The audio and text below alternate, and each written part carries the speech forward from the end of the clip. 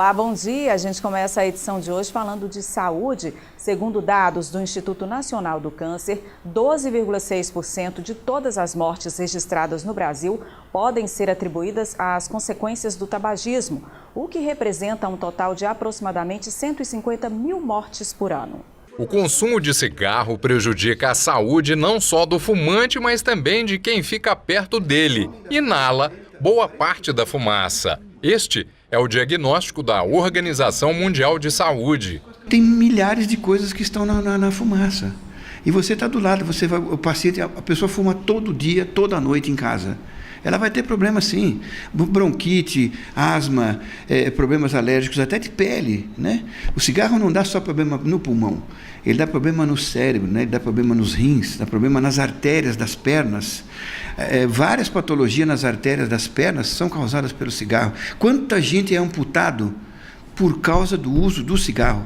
Aquela fumaça, aquela combustão acaba lesando também o pulmão de pacientes que são fumantes passivos. É muito comum as esposas, por exemplo, dos fumantes acabarem desenvolvendo um câncer de pulmão, por exemplo.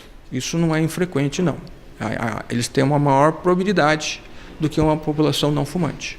As doenças no coração e nas veias do corpo humano são agravadas pelo consumo de cigarro, explica este médico neurologista. O cigarro, o tabaco, ele não tem só nicotina, né?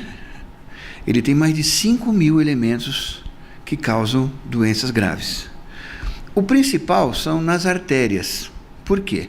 As artérias nossas, as veinhas, como a gente chama, né? Elas são como se fosse um cano de cobre, limpinha por dentro. O cigarro estraga a parte de dentro dela. Então, no nosso corpo todo, nós vamos ter problema.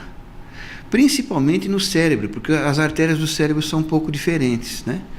Essas substâncias todas, elas vão corroendo isso. E com o tempo, elas acabam como se fosse dando um ferrugem dentro da veia, da artéria. Então, acaba obstruindo, acaba entupindo essas artérias. E aí desenvolve um AVC, como se fosse de uma caneta, né? Ele vai corroendo aquilo, chega uma hora que a caneta entope, ou então a caneta borra, porque a artéria rompe. Uma das interrogações é se o fumante parar de fumar, o corpo humano consegue se regenerar e evitar as complicações futuras na saúde? Infelizmente, ele vai ter um prejuízo. O pulmão ele não recupera a sua capacidade. Ao contrário, com o processo de envelhecimento, nós vamos perdendo essa capacidade e o cigarro acelera essa perda. Felizmente, a maior parte das pessoas é bastante resistente ao cigarro.